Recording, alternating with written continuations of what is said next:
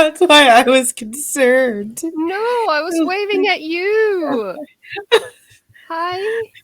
I was typing in the title of this video, and I just see Carola waving, and I'm like, "What the fuck are you doing?" I was trying to give you the okay sign to assure you that I was ready to go. Okay. And then you were like, "Who are you waving at?" I'm like, you?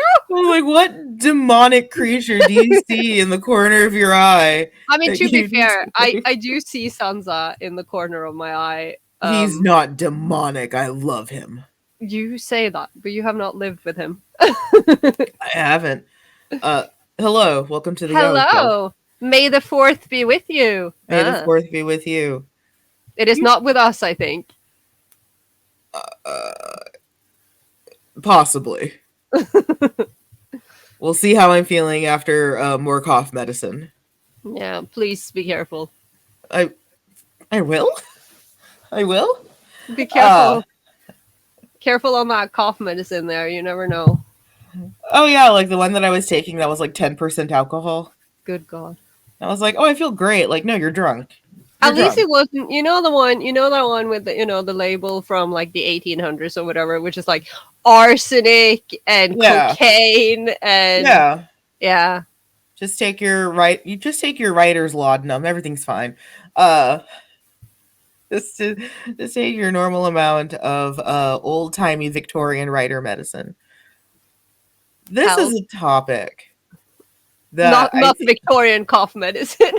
No, not sketchy Victorian cough medicine. Though I think between the two of us, we could have an episode on that. This is a topic that I think both of us have been wanting to do for a while. And it shows itself in almost every episode that we do. Yeah. I was going to say, like, it might seem like we're shoehorning it in every episode, but that would be a lie because it's just there. Yeah, and I also think it's important to mention how quintessentially important this was to the Fujin experience when we were coming up. So I think it's important to list that caveat because we're going to talk about queering shonen, and of course, we're going to be talking about gay queering shonen. This is not the Yaoi Shelf, even though that would be an amazing sister show. If you would like to be Yaoi Shelf, please let me know. I think what's so amazing about queering shonen is that for so many of us of a certain like Fujin, there's like periods of sediment like with dinosaurs. From our particular area in the dirt when we came up as Fujin, queering shonen was so much of our bread and butter. Yeah, like it's literally where we come from. It is the foul dust that birthed us. I don't speak about our origins like that. It makes it sound so terrible. I'm proud of my shonen origin.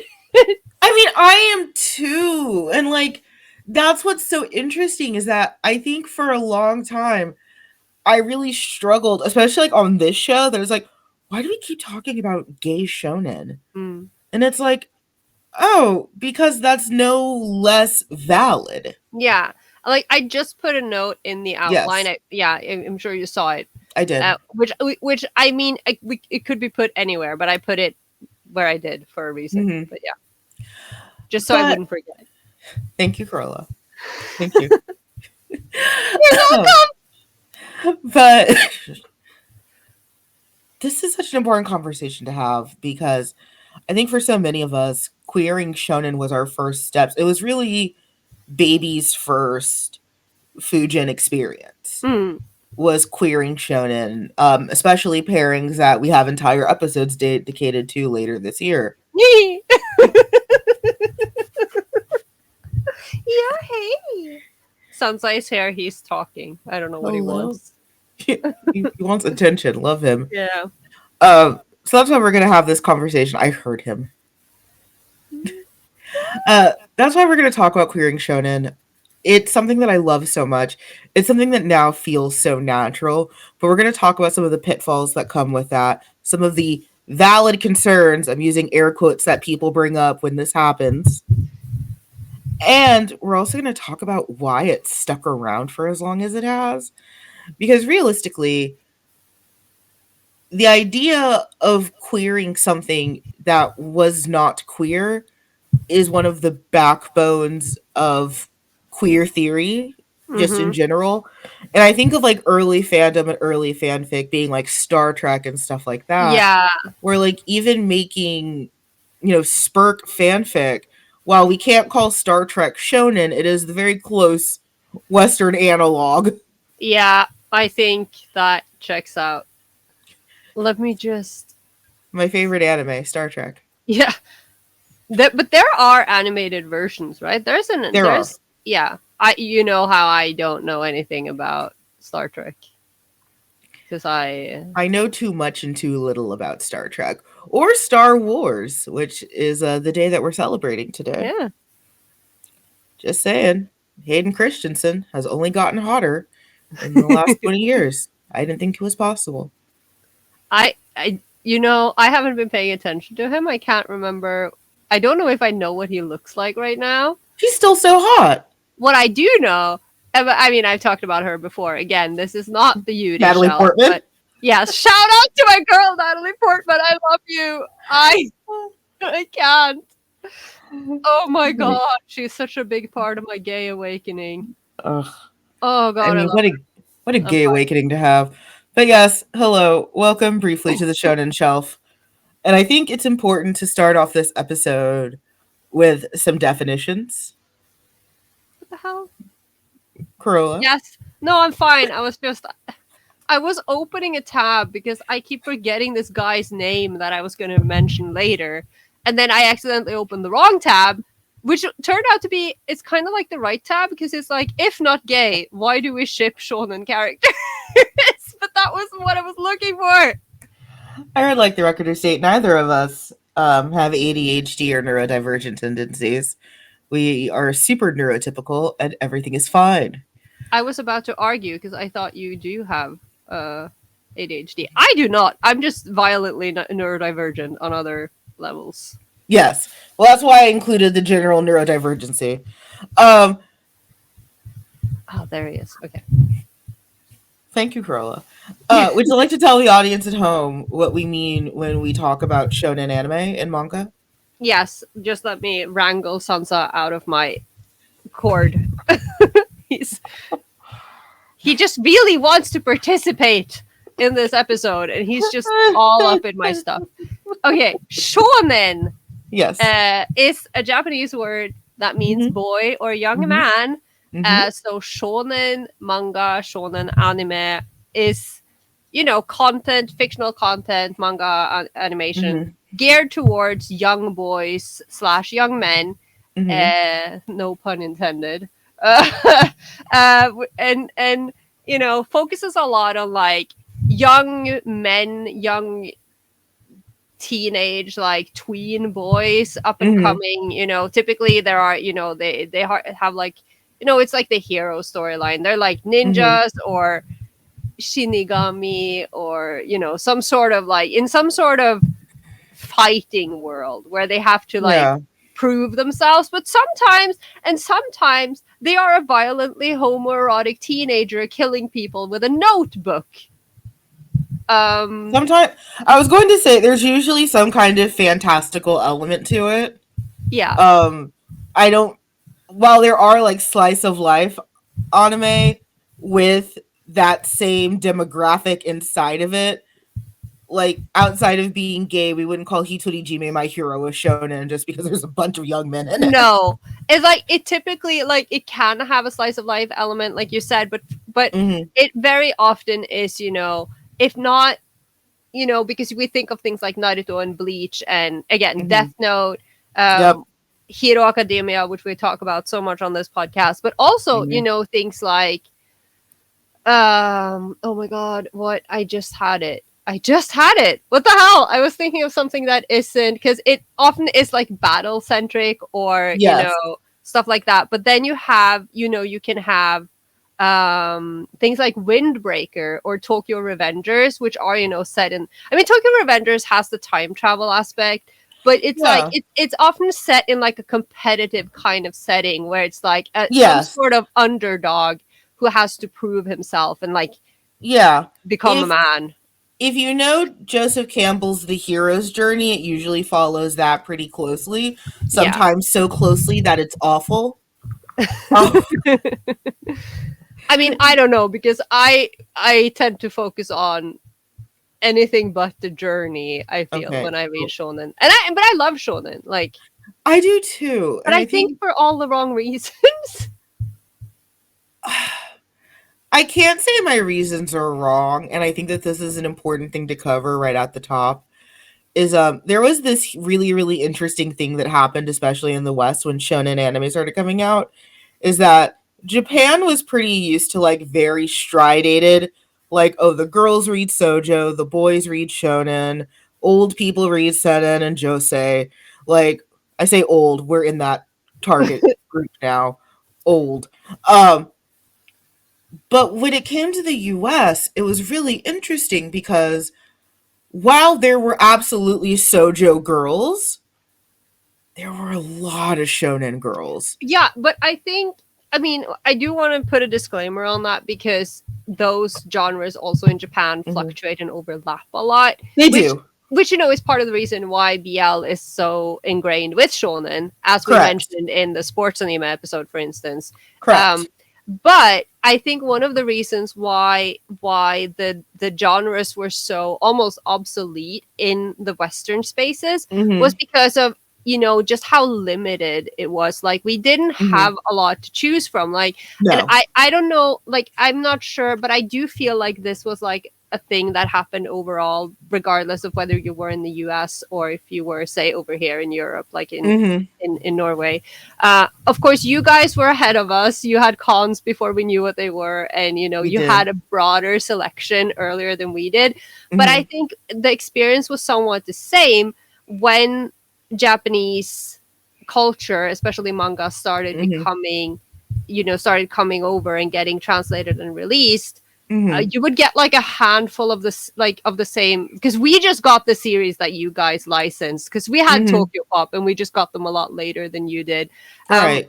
but basically, because so few series were initially licensed, the same people, regardless of gender, were reading the same series. So, Absolutely.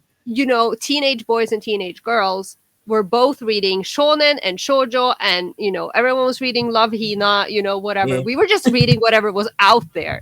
Very true. And I also think that it's important to segue back to an episode that we did earlier, which is on the Fujin pipeline, that how many of us started out as being girls True. and are no longer fully women. Let's just say. I just love that. I mean, it's obvious because it was, about the pipeline, but Hmm. that episode in itself is also a pipeline because we keep, it just keeps leading back to that episode. Yeah. I also need to tell you that Sansa is violently cuddling my laptop table. There is fur everywhere. So if you see my screen moving, it's Yes. because he's just like slamming his head into this thing, cuddling the I life out of it. I love this old man. He loves you all. He's here. I love this old man. Yeah. But yeah, like I think about the Fujin pipeline episode a lot because I remember. So I think I've told this story on the podcast before. I started watching anime. I mean, technically when I was like 10, Mm. younger than that, because like Dragon Ball, Dragon Ball Z, Pokemon. I watched more Tokyo Mew Mew than I like admitting. Card Captors, yes. No, I literally I read Tokyo Mew Mew for the first time in my life this year. Hmm. I didn't know anything about it. I Yes, have to see the series. I of course fell in love with Kish. of course. Are you shocked? No. I watched more Tokyo Mew Mew than I think anyone would expect out of what I became later, outside of gay. Like, I think that was the only obvious answer that was going to arise. Um, but I didn't like really start getting into it and then like creating fan works around it until I really hit like 12, 13. Hmm. And that was with these big epic shonen series. And I think one of the big parts of it was especially at that time. And Sojo has gotten much better, but still does suffer from some of those limitations. So by the time that I was like 13, 14 years old, I'd already been through a lot of trauma. So the average Sojo girl was just like, oh my gosh, my biggest decision I have to make is what color socks to wear. Like that. Yeah, until she has to choose between two boys, both Yeah. of whom are Are horrible are awful, yes. and also rapists. Just Yes. putting that out But there. I will admit I usually didn't get that far. So I was just like, I don't feel myself represented in any of these characters. Mm, I don't like this. This feels I don't feel this way anymore. This feels shallow. I Where's the real storytelling? And of course, mm. this is patriarchal propaganda. The real storytelling is with men. And You are such a victim. I Oh my god. the real storytelling No, was with men. but I mean, I know what you mean because I've said this so many times, and I Mhm. probably did say it a lot on the pipeline episode as well. That Mhm. I've always identified with the male characters, Same. and part of that is, obviously because of misogyny and patriarchy. Correct. Um, but for me, when when I started reading manga, and I started with, I mean, I don't even know what I started with. I remember I think it was last month I talked about the magazine that came out in Norway, which is such Mhm. a perfect example of this because we got this magazine called Manga Mania, Mhm. and it was kind of like a version, like, because later we would get a Norwegian version of Shonen Jump, which was very quickly discontinued. But Manga Mania just was such a perfect example of the culture Right. at the time because it had, like, it literally spanned all these genres because Mhm. you had the shonen, because it had GTO, it had Blade of the Immortal, which is seinen, historical. It Mhm. had Love Hina and Chobits and Girl Got Game or Power. So it had like all of these genres, and we Mhm. were all just so omnivorous. But then I when I was reading shoujo, for the first time, I think I was much more open to it because it felt so different from everything I Mhm. had read before, because obviously manga at the time was, it was so far removed from the media that we grew up with, that we were used to. So even though I wasn't really big on like the romance stories and these, as you say, very often shallow girls, it Yes. still felt so fresh and interesting that it made me want to read more of it. Mhm. Um, but I still, but then Naruto happened. So Right. And I think it's interesting that, like, yeah, there was this very, very strong attachment to male characters mm, because, again, we're going to talk about the patriarchy and misogyny a little bit. By a little bit, again, I mean a lot of it. Um, Female characters just weren't allowed to have that mm, kind of depth. Um, and if you were anything like me, where your life wasn't this Pollyanna, everything is fine experience, if you were looking for representation of trauma, and you didn't really know what that word was, because remember, trauma was invented in the mid 2000s by Tumblr. yeah, Um, yeah. if you didn't I mean, have, yes, this is the time you need to understand, dear listener, that we didn't know, like, not only was trauma not a word, but no, we didn't know about PTSD. The word no. we still used was shell shocked, and that only applied to soldiers. Well, I was gonna say, like, we knew what PTSD was, but only like if you survived a plane crash or like a terrorist event or were in war. Yeah, So yeah. the idea of like, oh, my parents died, that wasn't PTSD worthy. No. And Um, like, and it wasn't, again, as we've said so many times, just reiterating that in the early 2000s, mhm. teenagers were not using the language and the words that we see so frequently online today. Like today, No, any 13-year-old can go on twitter.com, which I will call it until I die, same. and be like, use like the most, use words like gaslight and Yeah. trauma and PTSD. And these words, we didn't know what they were. We'd never heard them. Can It was I a have a different very, can I have time. a very, very brief segue about that? It was Yeah. shonen related. One thing that has fascinated me so much is because of this very like conscious generation talking about shonen now. So like the differences in how we used to talk about Naruto and how kids now talk about Deku Mm. is fascinating to me. Yeah, yeah, yeah. Remind me to expand on this on the live Yeah. because we don't have time for this. But like the way kids talk about like Bakugo and Deku and the way we talked about Sasuke and Naruto are not the fucking same. Right. I just, just shooting it in here. We will talk more on the live, but I will absolutely forget Yeah. this take. So I'm just throwing a sentence in here. It is Yes. fascinating that they have all this, and I'm using air quote, conscience Mm-hmm. and awareness of all of these Mm-hmm. things, and then Mm-hmm. applying it in such a different way. Us being old Just and shady. Yes. yeah, no, Uh, but I just think it's fascinating. but yes, remind us to talk about on the live because we would be here all day if we started talking about that. So, because we're talking about queering shonen, I think it's important that now we've kind of gone over why we're having this conversation, um, to really reinstate its importance. I think again, it's the fact that for so many of us, queering shonen was our gateway into this world of yaoi and BL, and it's become such a core aspect of it. Like truly, when you think of BL fandom now, of course, there's more and more original BL and yaoi titles, but the foundation is always going to be making shonen gay. And of course, this has its roots in queer theory. Talk about film theory a little bit.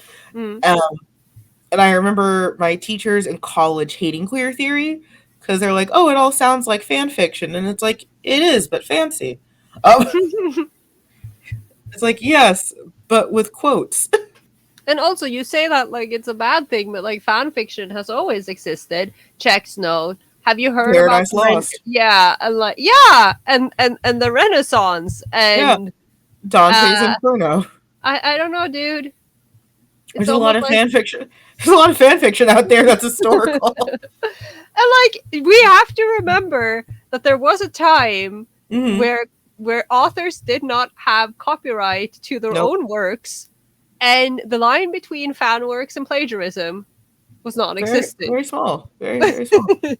Um, but with queering shonen being such a cornerstone in the Fujin experience, let's talk about why this has been such a rich well to plumb from for the Hmm. past checks notes 30, 40 years. I was gonna say ever, but whatever works.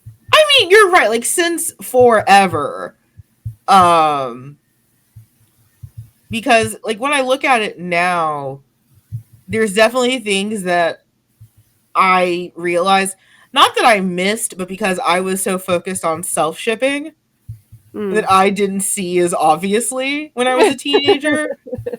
And now that I'm an adult and I don't want to fuck these fictional characters, I'm like, oh, these are homosexuals. Yeah.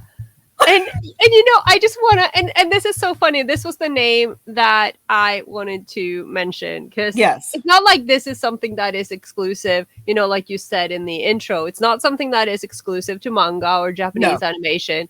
absolutely And not. it's not something that is exclusive to Filthy Fujin. But the other No. day, I was listening to, I do believe it was the Bit Fruity podcast with Matt Mm-hmm. Bernstein.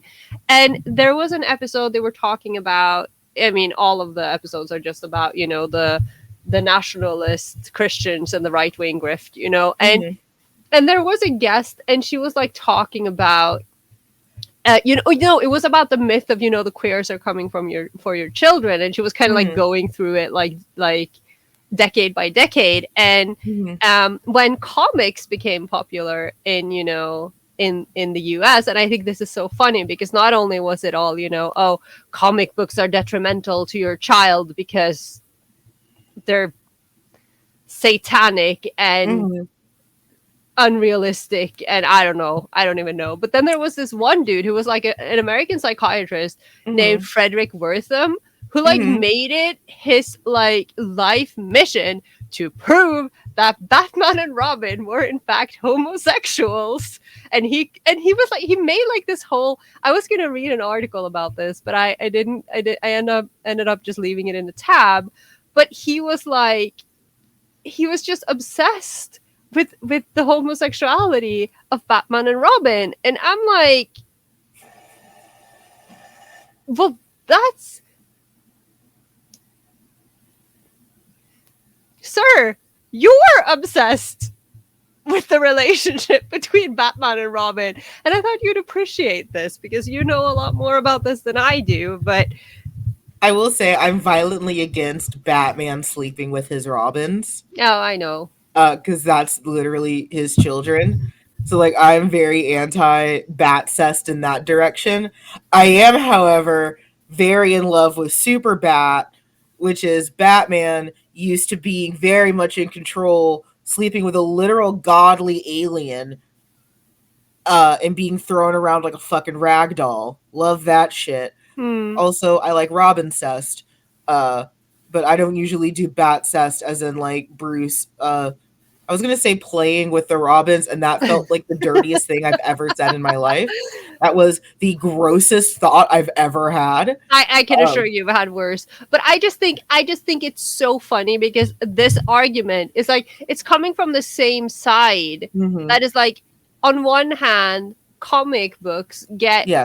criticized so often for being, you know, patriarchal and, you know, directed, you know, the patriarchy is controlling the comic book industry. You have, you know, the whole Gamergate thing and oh well, oh, you can't be a fan of this, you're just doing it to impress men and, you know, whatever, and comic books are only for men, and it's like this super straight thing. But also it's no, but it's also very, they are homosexuals, and the reason yeah. why they're being labeled as homosexuals, apart from the spandex, is, you know, largely rooted in a lot of the same arguments that we will be going through in manga. It's like, it's very much the Yes. same thing. And I think that's actually a great point to bring up is I think one of the reasons, you know, we talk about the olden days with like shipping manifestos and like really having to defend your ships. One of the big places that came from was being a shonen shipper, where we had to defend our thesis against everyone on the internet. Like Carola and I can argue about who the OTP should be in Free or in Gravitation, but really, who's to say? We all could be wrong. I am holding back so hard right now. I want to fight Really, you so bad. I want to fight you so bad. I Really, think I could take you today. You're sick and weak. I can take you. she's on her A game. I can fuck this shit up. You know, we can argue about that all day, but like when it comes down to defending some of the pairings that we love the most, we're used to having to do that because, oh my god, one of the biggest things that I remember hearing a lot when I was in school and I was like writing my dumb little fan fiction on paper was like, what do you mean this is gay? That's stupid. That's just something your stupid girl brain thought of. It's super straight. And just like not having the language, vocabulary, or attention span to be able to refute that with any kind of efficacy, but just looking at it, it's like I felt gaslit for a while. It's like, are we looking at the same show? Right. Is there a secret boys only Naruto Right. that And isn't gay? I am gonna try. I'll have to try so hard this entire episode not to talk too much about Naruto, because then I will just ruin the entire July episode. Like, Yes.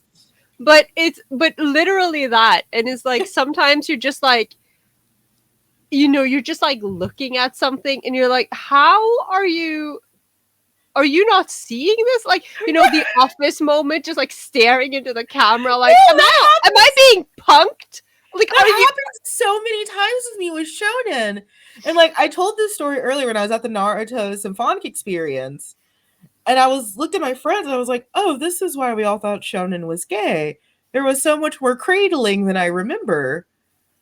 And she's like, "Oh, boys can have emotions." And it's like, I'm not saying boys can't have emotions. I am not that deep in toxic masculinity. I have worked very hard to extricate myself from that mire. Mm-hmm. What I'm saying is that I have been the guy friend for many years, and I have never once cradled any of my bros. No. I have never brought them to my bosom in a dramatic moment. No, and it's like just the way that these characters talk about each other a lot of the time. We're getting ahead of ourselves. Yeah, and yeah. But it just makes me wonder. Like, but we also know, especially now, Mhm, reading mhm. comprehension is at an all-time low. So I guess maybe they're just not reading. I don't know, Well, because sometimes, and I also think a lot of it is it's masculinity protecting. yeah. Because like you mentioned that with comics, like that's something that I've dealt with so much being a comics fan, is like there being like canon queer symbolism in comics and people just refusing to acknowledge it. Like my favorite with that is always X-Men, where it's like Mm-hmm. X-Men is so clearly coded and even canonically queer. It is so canonically focused on being a minority. There are shades of talking about the AIDS crisis in there. Mm-hmm. They openly talk about the fucking Holocaust. Like there's so much in X-Men. And to this day, there are unwashed neckbeards who are like, I wish you'd leave politics out of my comics. Right? And it's like, And it's like the like my equivalent to this. And again, like I love X-Men, but I've never read the comics, but everything you just said. But like it's kind of similar to and I mean, yes, Final Fantasy VII is famously gay. Anyone who has played this game, there's some gayness in this game, I've but I heard. think it's so fascinating because Final Fantasy VII literally opens with you as part of a group that is Mm-hmm. going in to perform an act of environmental terrorism to Mm-hmm. destroy a company that is destroying the earth. And Mm-hmm. now the same neckbeards from before and the dude bros of the internet are out there like, oh, why you gotta go and make Final Fantasy VII woke? Why are you bringing politics into him? Like, did you even play the game? Like, it's literally about activism. What? We're gonna talk about that dismissal tool later on in the episode, The or if not, dismissal definitely. tool. But I'm that's just what it is. Yeah, It's a but I'm just tool of imagining like dismissal. a Photoshop toolbar. There's like a button. Invalidate argument. Invalidate argument because gay. Click. Oh my god. No, like that's what happens. It's like it's so easy to write off the experience that AFAB and women are having when, as we mentioned famously in the Dr. Thomas episode, we're having these dialectics about gender and closeness and what it means to be a male, what it means to be female, what it means to be human through fan fiction, which is what Mm-hmm. we're doing, is teaching ourselves how to be human. And then someone just like, ugh, gay. Like we're over here having like full Socratic dialogues. And it's like, gay, can't. Yeah. Yeah. It's like, no, like we're doing something here.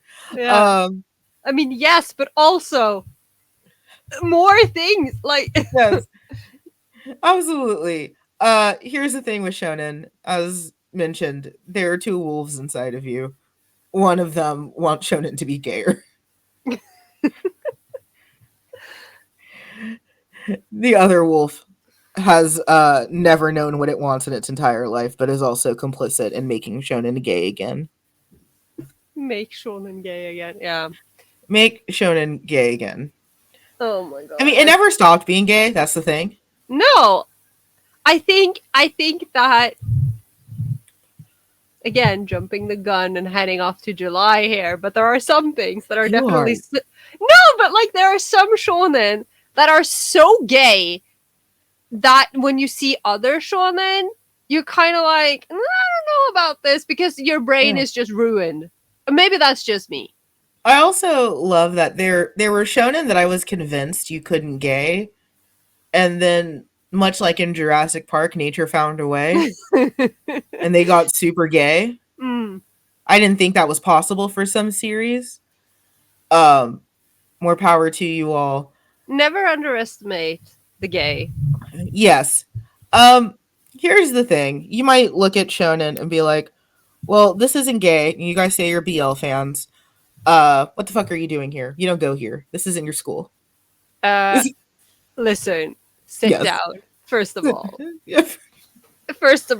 this is step one. Yeah. This, This is the introduction class this right here, okay? I truly, absolutely go here. truly, I think the first BL that I wrote was our July topic. Mm. Yeah, I don't like that face you just made. I don't like that devious little fox face you made. I worry about my soul or It's okay. whatever's left of it. Yeah, I was gonna say you don't have a soul. Don't worry. Yeah, or It's fine. whatever remnants remain.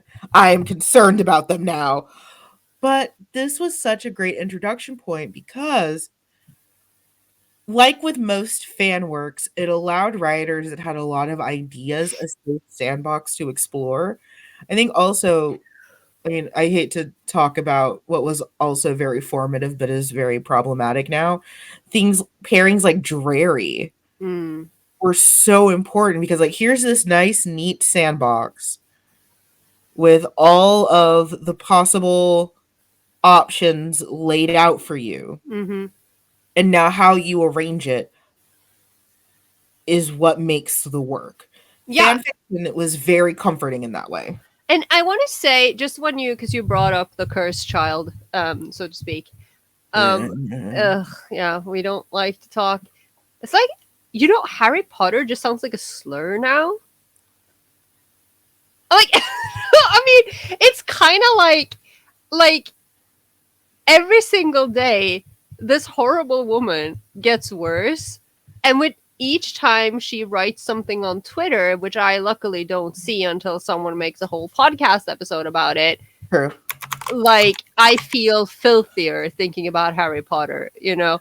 Um Yes. yeah, Same. but what I think is interesting because again, I did not go there. Like I think I've written one Harry Potter fic in my entire life, which was Drarry, of course. Of course. Um and and but what is interesting is that if you look at two of the more like two of the most popular pairings, like ships within that fandom, obviously Drarry, but then for Mhm. some reason a lot of people shipped Draco and Hermione. Yeah. And I think that this is interesting because in many ways they are literally the same, apart from the whole rivals thing, Hmm. which but it's literally like he is literally the absolute worst person to both of them. He's calling them slurs, he's being he's bullying them, he's being horrible, and then Hmm. people are running with it. And it's like that kind of like, I mean, enemies to lovers, except the Hmm. enemy is literally a racist bastard. you know, is like it's so common in het fic or in Hmm. romantasy, in straight romance novels. True. So obviously, it's also so. And somehow more accepted, and then you do it with it's two guys, and then everyone gets all upset about it. No, it's absolutely true. It's like any of the themes that we would attach or that we find useful in a queer shonen pairing are themes that you would commonly see in het romance, but because of misogyny, one is considered to be more valuable than the other, Mm-hmm. which we've talked about BL misogyny.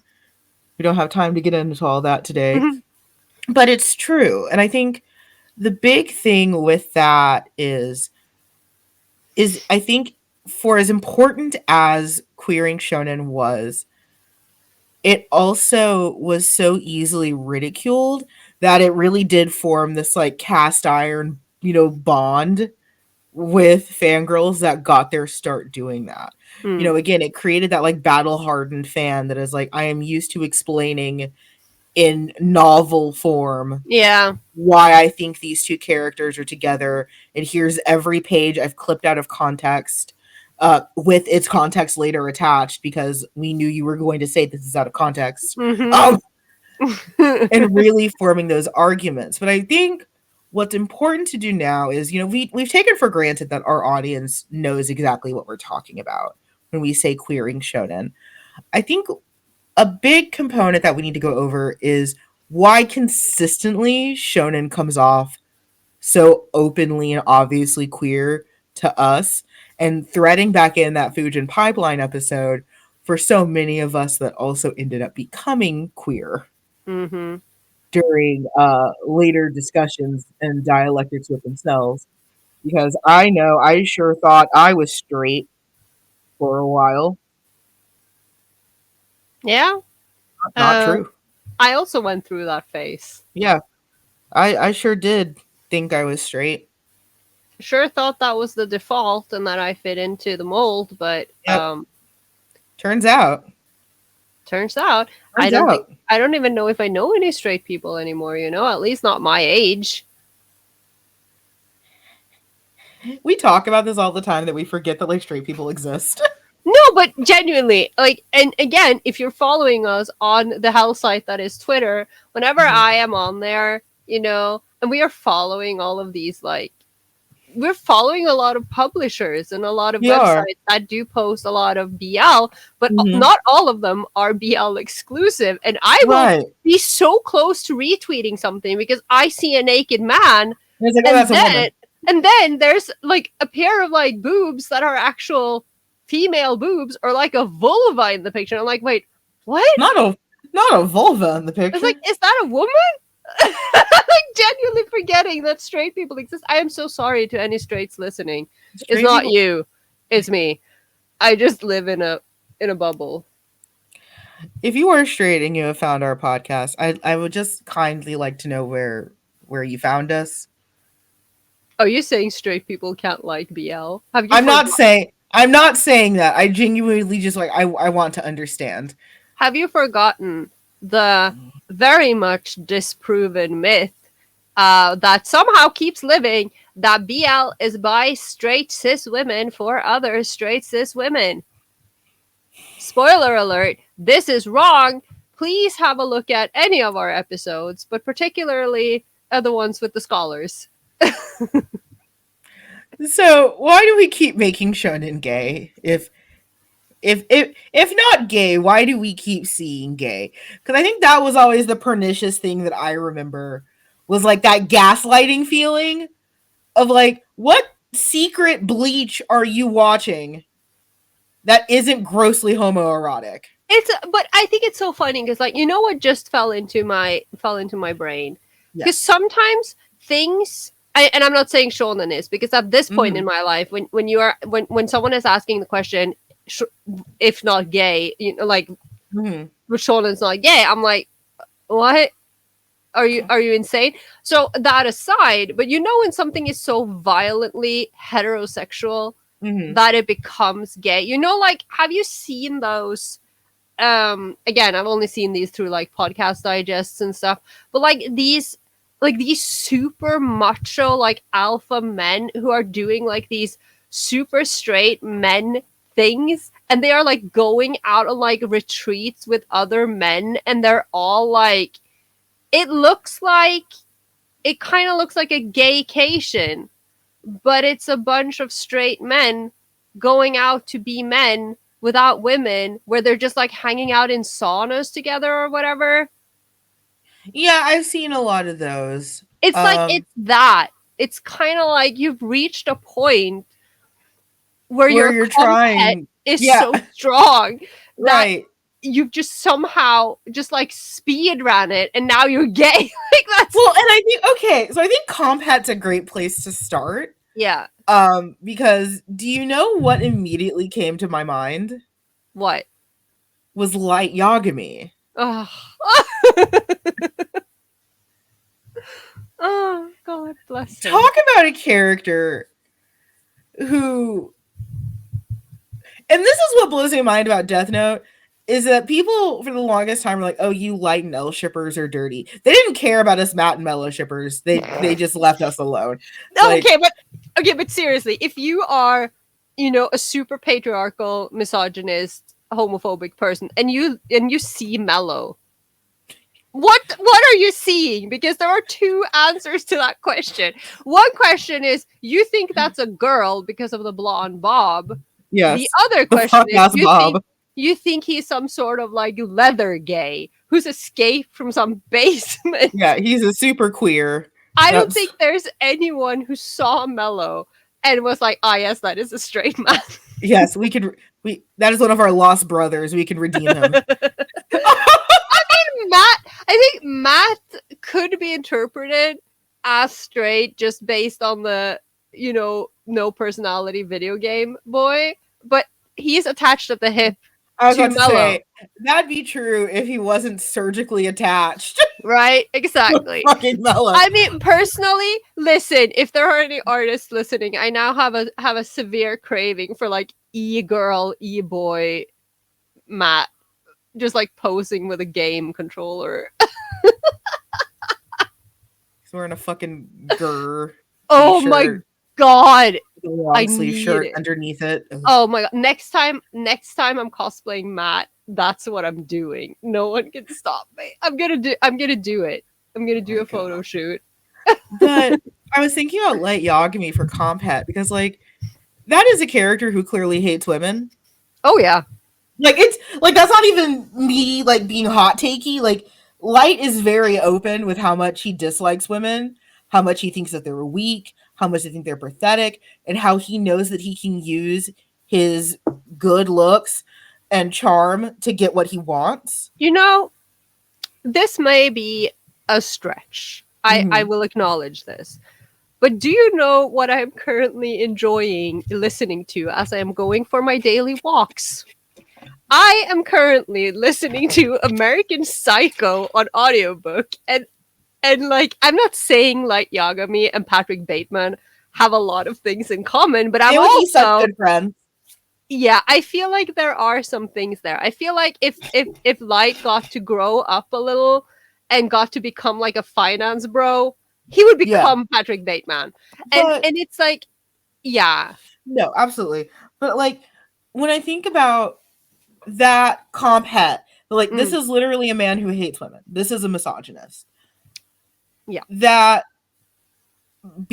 I'm not saying L could fix him, but L couldn't fix anything. Let's be yeah, I'm not saying that L could fix him, but, and this is a point we've brought up in multiple episodes, being in a queer relationship could save a lot of women, yes. or at least like 3. Take one for the team, L. Yeah.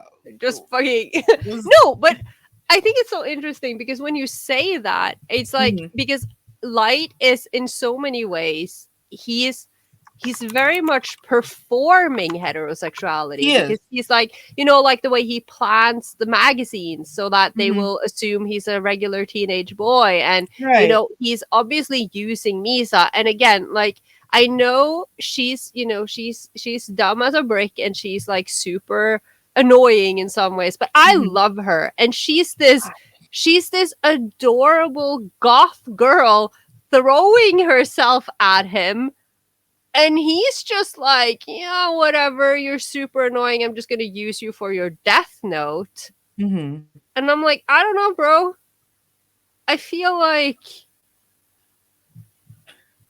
but it's true, like there's so much comp het in this, and I mean you'll hear fans that regularly queer any kind of media like that talk about comp het, because like trust me, you don't want to hear me talk about comp het when it comes to the Marvel universe, because listen, Eric and Charles are divorcees. I don't think anyone would disagree with that, not even Eric and Charles. Those are bitter divorcees. Eric, yeah. I think I've said this before. You know that show with Ian McKellen and God, what's his name? I can't remember the Vicious or Vicious Old Queens, the British sitcom where they're like this Mm-hmm. gay old couple. I Yes, want that, but with Eric and Charles. I would watch the hell out of that. Like that would be I would too. amazing. But okay, back to why shonen is gay outside of the compet.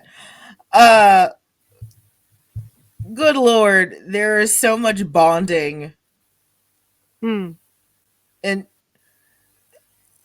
like very very deep bonds with other males. Now, the common complaint we hear to that is again like, oh well, men are allowed to have friends, and men are allowed to express emotion. Men can deeply love and have feelings and not be gay. You are 100% correct. We are Yeah. not. This is not the toxic masculinity shelf. No. No. I am very pro men having feelings and talking it out. Good God, men, please, Yeah. please talk to each Yes. other. But in the same breath, the way that it's done in fiction Mm-hmm. is often overdone because you can't be subtle when you storytell like that. No. So while there is a huge difference between like me and my guy friends having like a heart to heart and like expressing our emotions and talking, again, there have not been any declarations in the rain. We have not gone to the ends of the earth to find each other. Um, there's been no dramatic desires to save anyone from anything, including themselves. Or even just like a dramatic like monologue in Yeah. front of literally everyone, whether that is, mid fight in, and I'm not even talking about like the big like shonen fights, Mm-hmm. the fourth ninja war or whatever. I'm like Mm-hmm. talking about, like knife fights in a parking lot in Tokyo Mm-hmm. because you're part of a gang, or like again, because shonen and sports anime are, cousins, they're Mm-hmm. related. Like just like stopping a fucking basketball match to regale the team and the other team and everyone watching about your bond with your rival on the other team and how how Right. you grew up together and you're each other's motivation. Like there's just those feelings are so much bigger. And I remember I'm not a Thor and Loki shipper, but I remember the Thor and Loki girls went crazy about this in the first Avengers movie. Uh, there's a scene when like Thor like grabs Loki's face and is like, "You are my brother." He's just like yelling into Loki's face, and it's like that's not what brothers do. This is like that Yeah. Sailor Moon cousins thing. Oh my god, yes. And see, that's one of those things that I was I am immune to the lore, to the Thorky thing, because Because you're Norse. yeah, because any Norwegian person watching these films are just sitting here like, but that is not that is not correct. Okay, it's not supposed to be. Stop it. No, but we're just traumatized. We're just Yeah. feeling a little stepped on and used. Okay. Well, thank you for letting us take parts of your culture. Um, there are also some very common themes in a lot of shonen that make it easy to attach and make it easy to attach to, and also very easy to find commonality in these characters. One of them, of course, being that usually there is at least one or possibly two outsiders who come together and learn more about each other and society and make grand promises to change things and then go back to just being a fucking cop, I guess. No, no, no one in particular you're thinking about. No, No, no, no, no, no. no. And also, it's not even. It's like also because I think that that is also so important.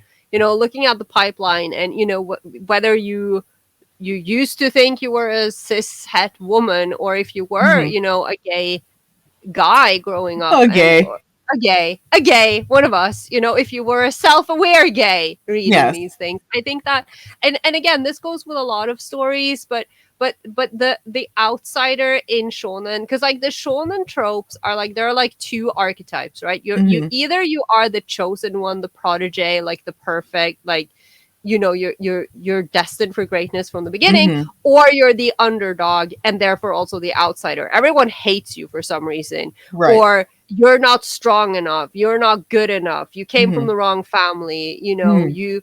you don't have any magic, like whatever it is. And growing up and being queer, you are an outsider. Being Yes. so, and especially if you grow up in an environment where that is not accepted, and where you might not even know what it is because no one ever taught you what it meant to Mhm. be gay or trans or queer. And Mhm. you didn't have the vocabulary, but you knew you were different, and you knew you were an outsider. And so you connect to these characters on a much deeper level, on a Mhm. level that is like, it is so easy to queer these characters because the experience is the same, because it is something in them that they can't change. There are circumstances that are making them into this outsider, even though they haven't done anything for that to happen to themselves, and they can't change Mhm. it. And they have to come to Absolutely. terms with it and find themselves. And I think there's also something to be said about those outsiders then meeting someone who is trying to get them to assimilate or fall in line. So, Mm, like, the first character that came to mind for me was Edward Elric. mm. But, like, Ed's whole character arc was that he was this, like, chip on his shoulder, fucking angry kid. Rightfully so. I'm not saying he was just like an emo boy. He had every right to be upset at everything. Yeah, yeah, yeah. And But increasingly as yeah, he learns things, I yeah, think. like he had every right to be angry at the world, not just like Edward Elric's feelings weren't valid. They were so valid. I was also angry like that for very similar reasons. Mhm. Um, but the idea, and like this wasn't originally my ship, but like I can see why there was such an attachment to Ed and Mustang, Mm, is that you have this person who is in power, who is older, who was also once considered an outsider, but is used his evil gay magic mm, to force himself into the system. And now he can help. Now that power is tantalizing. mhm, Um, yeah, that definitely wasn't originally my ship, but it's become one of my ships for Full Metal Alchemist. I think I had to get over the very obvious age difference, which you can do in fanfic. It's amazing. You can do whatever you want in fanfic. Um, amazing, isn't it? You can it, also choose not to read it if it's not your cup of tea. You can choose to click out and not leave hate for the author. Just a life just hack. leave. Just leave. Just leave. Oh, It's the internet is free. but I thought that that's such an interesting pairing dynamic. Is that like you have this kid who's just like raw power, and it's like, oh, I was once very much like you, Mm, and that shit doesn't work. mm. And now we have to go do a gay fuck about it. Yeah. And also, like, piggybacking off of that, I think Hmm. one trope that you see a lot in shonen, that is, and it's because you mentioned shoujo, and maybe this Hmm. is also because we were so, again, because we were consuming both genres Hmm. interchangeably, because we didn't have a lot to choose from. You didn't get to be picky and like choose your you didn't get to choose your lane. You just had to Hmm. read whatever was there. So I think it's Correct. a lot easier to, obviously a lot easier to draw parallels if you are familiar with both genres. And Hmm. what we see a lot in like romance manga, and particularly shoujo, is the senpai. Yes, Like, oh, senpai, you're so fantastic, please notice me. Is that not what we see in a lot of shonen? It's like, it the is. team captain, or the strongest man in the world, or Levi Hacho, I'm fine. And or like the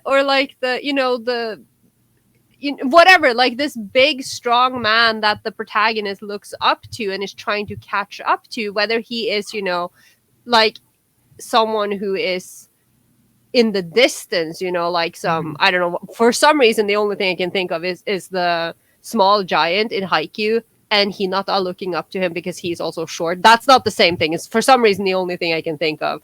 um I love that but for you, though.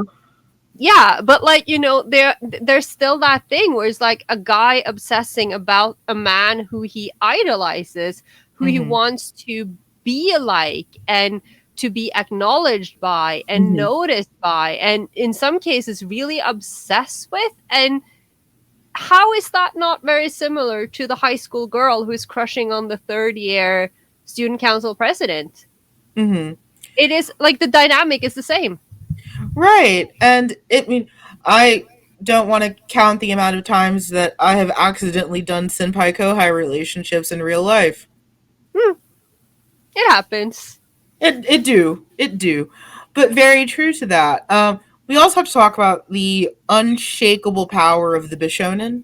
Why are they all so pretty? They're all so pretty, Mm. except for the ones that aren't. No, but I think that that is so fascinating. It's like when you look at, and I think that we touched upon this when we did the Fujin economy episode, Mm-hmm. that like, why do you think they're so pretty? Because now the industry has caught on. They Mm-hmm. know that the Fujin are going to put money into this, that we're going to, Yep. we're going to be financing this. So Yes. they will deliberately make the characters pretty so that we Mm-hmm. will like them. But Well, even before that, like, who is this for? Why is that man so fucking pretty?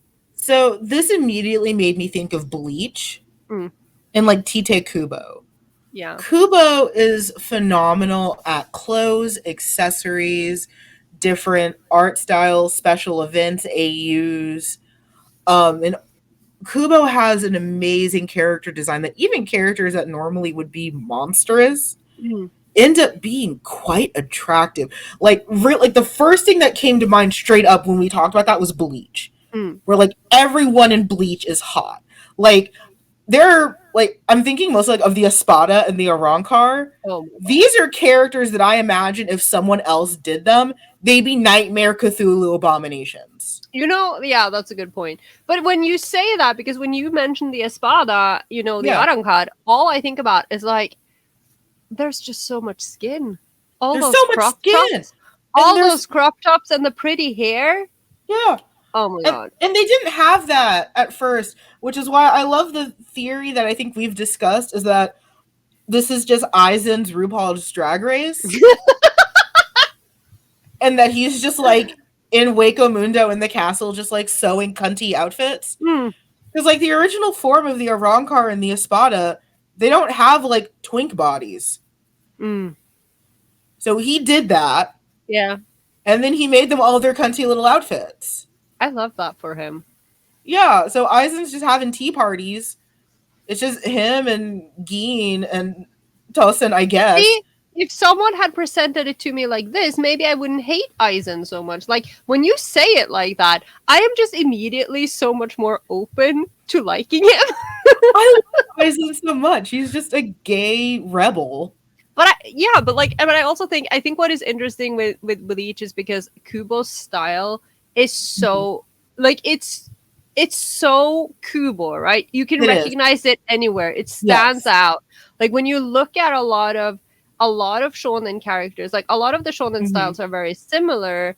Um but then there's just something about the way, like the sharp angles and the Hmm. eyes and the way he does the eyebrows, and then of course the fountains of blood. Like Yeah. no one bleeds like a fucking Bleach character. That's insane. No. But the amount of like straight or straight-ish, I guess, boys that I had in my circle when I was a Hmm. teen who were crushing on Ichigo, because that's the thing, like he is a bishonen, but he Yeah. also has that masculinity, and it's again like kind of that thing you've seen that thing going around now, right? With the whole Hmm. women, which do you prefer? And it's that guy whose photo was used Yeah. without his permission, which is the real problem here. Okay, But Carola. like, no, do not post people's pictures without their I- permission. That is evil. But yes, it is. but like the fact that men are claiming women are lying when they're Hmm. saying they don't like the super jacked version because that's what Hmm. men think women want, because that's what men want. And I think that a lot of these characters, because the ones who aren't like super pretty, like like Itachi with his fucking eyelashes, I love Itachi. I love him so much. Why are his eyelashes so long and beautiful? Like, excuse me. I just want to talk. Anyway, like he's super pretty.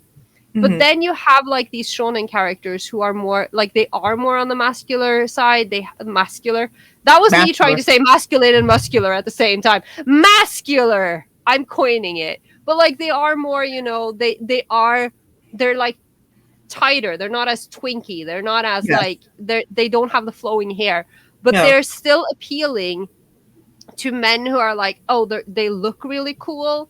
I would Yeah. love to look like that, and also to the girls who want to see them with other guys, or the No. queers who want to see them with Yeah. other guys. But And Kubo is great for that because like yeah, there is something that is so, this is gonna sound so fucking cheesy, but like bear with me. There is something so aspirational to being Ichigo Kurosaki. mm. Just like overcoming everything that he's been through. You have the power scaling issue, but none of us are here to talk about that. that Because wasn't why I was there. yeah, that's not why I was there. It's certainly the first reason I left. Mm. But no one's here to talk about the fact that for every arc, he's a new thing. I'm so tired. Like I loved Bleach, and I want to love Bleach so badly, but every time I try to go back into it, I can't. There are too many. It's too much. I feel like I ended up becoming an expert on like a swath of episodes, and then I did not advance past those episodes. I just keep going back to like I just wanted to be like it was in the beginning, when it was kind of like slice of life, Yeah, stupid comedy with the occasional cool battle, and then all of a yeah. sudden it's just like power scaling and it's Dragon Ball, and I was like, I'm sorry, I can't do this anymore. But every character in Bleach is so attractive. And again, it's like there are these very, very intimate, close bonds with like captains and lieutenants, or even lieutenants together. There's what the fuck was that? No, I'm just What? having I'm just What having. fuck? Let me have my moment thinking about Byakuya and Renji, okay? Leave me the fuck alone. I dislike that pairing. Oh, I love them so much. I'm not gonna fight you When on he it. gives him his scarf, I can't. Oh. No, it's not my favorite. And then Renji working so hard to get strong to be acknowledged by his captain. I'm But fine. like again, like there's so much that you don't need a lot of effort to find queerness in. Mm-hmm. And then, before we move to the next point, I'm throwing one in between here, which we will just touch upon briefly. I can't spell. Rivalry? Rivals. I mean, is there anything that has more sexual tension than two men who are obsessed with each other, who claim they want to kill each other, Yeah. but actually, what if you just fucked about it? Well, and I want to say like rivals and encompassing villains a little bit Mm, because so like the thing that came to mind for me for that was Cowboy Bebop mm, with Spike and Vicious. mm, You have to love someone a lot to hate them that much. mm-hmm. And like the way that Vicious talks about what happened with Spike, it's also personal for someone who's so depersonalized and everything is just business, business, business. It's like we were comrades, we were brothers, you Mm. betrayed me, you did this. It feels like a breakup because Yeah, I was gonna say yeah, another breakup, and yeah. it's like because It just, I remember seeing that so much with Bebop, and like it's so interesting because like they try to make it sound like, oh, it's Julia's fault, they both wanted to fuck Julia. That is not what happened. Vicious had no interest in Julia. Like they broke up over ideology. Spike wanted to get out because he loved Julia, mm, and Vicious did not want to let his partner go, mm, his other half. yeah. And then they had to go do a murder about it. As one does. But it's like it's the whole thing, and you either have the whole like there, like you said, like it's either the rivalry where it's like your originally childhood friends, comrades, whatever, and it's like constantly trying to one up each other and prove Mhm. yourself to the other or become better, which is Mhm. essentially like to become better for your rival because and like they're just obsessing about each other to like wild degrees, and they don't necessarily have to be enemies. Like it doesn't Mhm. have to be one of them going all insane or leaving the village or whatever. Like sometimes they're still like hanging out on a regular basis, and they are on the same team, whether that be a sports Mhm. team or it's like Jujutsu Kaisen where you're out like killing things. Yeah, Or yes. or it's like you say, it's like a villain thing. Whereas like again, Mhm. because there's like this obsession, like this incredibly one track mind where you're like constantly trying to better yourself, essentially to be acknowledged by another person. Hmm. And it's And just, it yeah, doesn't take a lot of effort to find queerness in that. no. It doesn't take a lot of effort at all to find queerness in And that. and again, it's like bringing it back to the enemies to lovers trope. If this Hmm. was anything else, like if this was a shoujo, if this was a rom-com, if this Hmm. was real life and you were in, and you were having this kind of relationship with someone in Hmm. your class, especially who was of a different gender than you, everyone would be like, "Oh my god, you're totally crushing on him, aren't you? Yeah, like Like, you're oh, obsessed with them. you're so into each other." And Exactly. exactly. So clearly, why is it different just because they're both guys? Right. And I think about that so much with like villains. Because, like, yes, there's like the strong rivalry fuck, because of course we'd be remiss not to mention the boner that Seto Kaiba has for Yami Yugi. Again, may I bring some shizaya to the table? I'm just saying. That's There is no reason for any of that. You can just avoid him, yeah, Shizuo. just leave. You don't have to go to his house. Go in an opposite direction. You don't know what you're doing. Just go somewhere else. Or or that like intense bond. So like also what came to mind was Vash the Stampede and Knives. Yeah, I was wondering when you'd get to them. They're always in my heart. They're always in my heart. Like it doesn't take much, and it's more obvious in the manga that their relationship is deeply homoerotic and intimate. Yeah. There's a lot of opening each other's gates. Uh, their bond is clearly unhealthy. That this isn't just, oh, we are ideologically opposed. It's Knives is obsessed with his brother, and Vash has been trying to run away for years. And he accidentally marries a random human and then gets him killed. My God. Oh my goodness.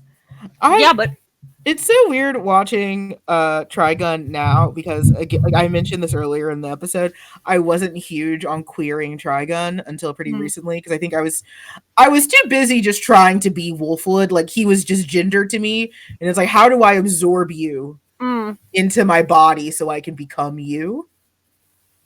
And I was too busy uh having unnatural thoughts about knives to see uh that judgment that I just felt.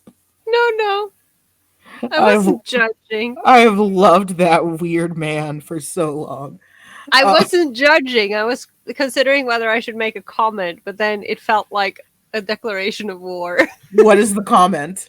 The comment is maybe if you weren't obsessing so much about a certain 80 Yuki's gender, you would have noticed that he's perfect for Shuichi. No, I'd still fight that. You're, you're not gonna win. I'm gonna You're not, take you down.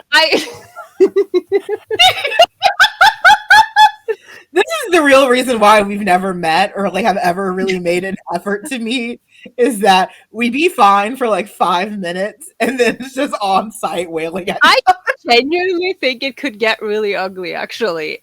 like, that's truly the reason why we've never met. It's not for lack of trying, it's because there would be like 5 minutes where everything is fine, and then inevitably some force is going to bring up gravitation. There's going to be like a pink bird and a yellow bird next to each other. And we're going to have to argue. And it's like we're both, you know, we're not gonna give up No, because I mean, both of us are right except you, and and neither is gonna back down. listen, I respect your opinion and I can see how it is a popular choice. It I'm is. just saying I'm just saying that I find it less narratively satisfying and that there are different, more fulfilling options available. I'm not saying that you're wrong. I'm just saying there are other options. And I'm not saying that your options aren't valid, but I am saying that, okay, you know what? Never mind. Back to the bonds. Actually, no, I have to say this before I forget about it. Because speaking of, like, I feel like we're kind of like going in a circle because we are talking about rivalry, which, Yes, connects to the bonds, correct. which was the first point on this list. And Correct, correct. another part of this is, and it kind of fits in, I think it fits in everywhere. Because is there anything more compet/gay than the way shonen characters keep referring to their rival, best friend, whatever, as brother? Like, because and like, this is seen, I think, I mean, we're not going to talk about Naruto, we are saving it for July, but I think there's like, I think it's such an interesting thing, especially now, because what I have seen a lot of discourse on, because again, we are living in hell where no one has media literacy, no one has any context, Oh, and and reading it is like actual incest.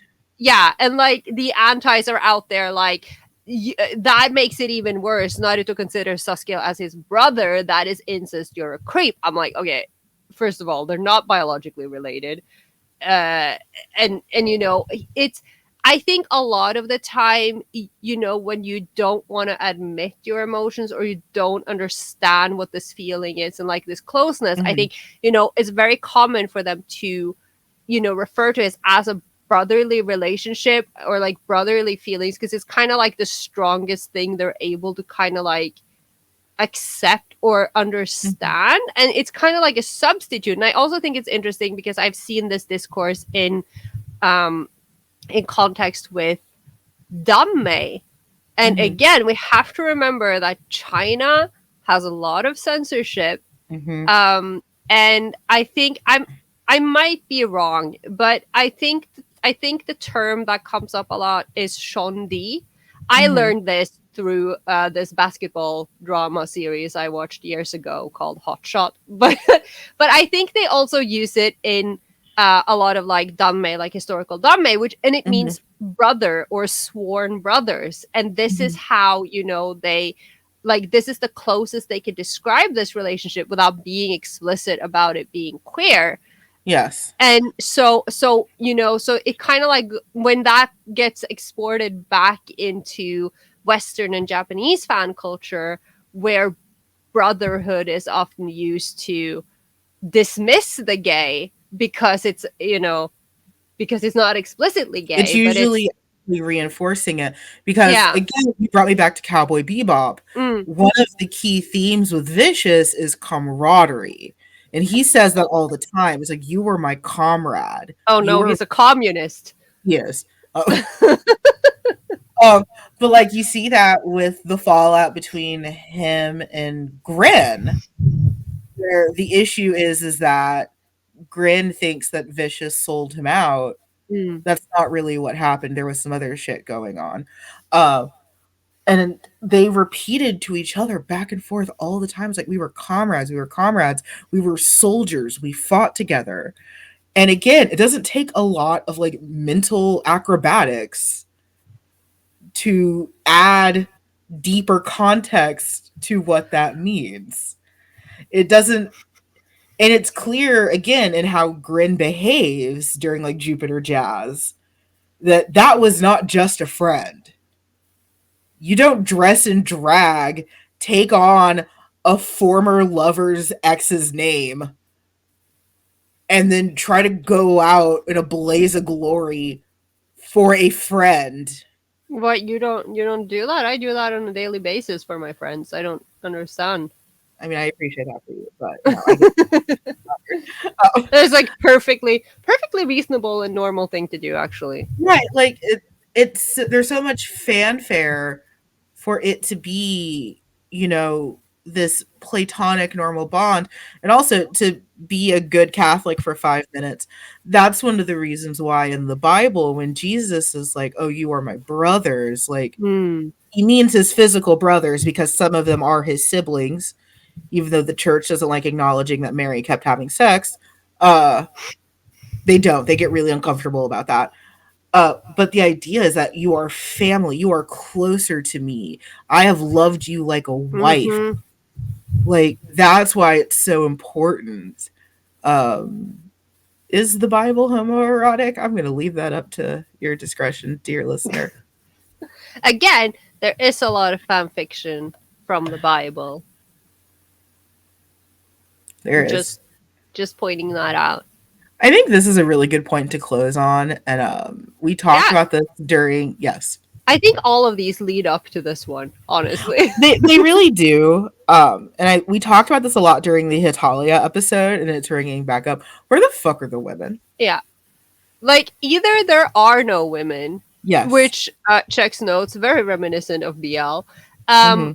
or the women have no agency. Yeah. Surprise, surprise. And it's like when you have all of these other things, this extremely pretty boys with the Mm-hmm. deep bonds who are obsessing over each other and Mm-hmm. constantly like working to one up each other Mm-hmm. and all of these things. And the women are just like stick figures in the background. Mm-hmm. How am I supposed to ship that? But I also think very similar to BL is that the way the women are often framed Mm. is like they're an obstacle. Like, we're going to not talk about this too much because we have a whole month for it. But like, I think about Naruto a lot. That like I Sakura, also think about Naruto a lot. like Sakura was in the way. She Yeah, but like, and she was physically in the way as like well. she I mean, she was yeah Sasuke literally knocked her out so he could leave the yeah village. I mean, like she was in the way, and like not in a way that was informed by my then very thinly veiled misogyny, but like even looking at her narratively now, it is clear who the main characters are, yeah. and she is not one of them. And I think that's horrible. Now that I've let go of a lot of that gross misogyny, I think that's such a disservice to her. It's such a Mm. disservice to Ino. It's such a Oh, discourage to you know. Tamari. Like it's such a disgrace that all these characters who could and are amazing Yeah, are and I there. think Mhm, I think it's so fascinating because there is a quote, and I literally see it in my Twitter feed at least several times a month.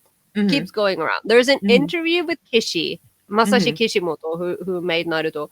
mhm, Um, and it's an interview where he is asked two questions. Like, I'm sure there mhm. are more questions, but the same two questions. Like, there are only two questions in this interview, but like the excerpt shows two questions that are like back to back. The Mhm, first question is, which of your female characters would you date? And mhm, Kishi responds, none of them, mhm. because I made them. Yes. But then the follow up question is, would you date any of your male characters? And he replies, Shikamaru, because he is a very chill dude and he wouldn't be any drama or something like that. And I'm like, see, not even Kishi has developed, like, and he acknowledges that he's terrible at writing and drawing women. Like, he Yeah. said that from the beginning. Like, that was the reason why I knew that Deidara was a man when everyone was arguing whether Deidara was a man or a woman because he looked so feminine. I was like, no, he's a man, because if he had been a woman, we would know. Yeah. He'd be Because hot trash. right, and like it's, I think that that's such a testimony to like how disposable female characters can be in shonen. Like, a Mhm, lot of the time they're like a prize to be won, like mhm, even something like Bakuman, which is by the creators of Death Note. It's mhm, I love Bakuman. It's about making manga, right? But like, mhm. one of the main plots there is that Ashiro Gimuto, like, they're gonna become famous and win some award because the one partner in the manga duo wants to marry this girl. Like, he's Right. basically like, I'm confessing my feelings to you, but we're not going to do anything about it until our manga is successful. And it's like the women are like, the female characters are there, but it's like the bare minimum.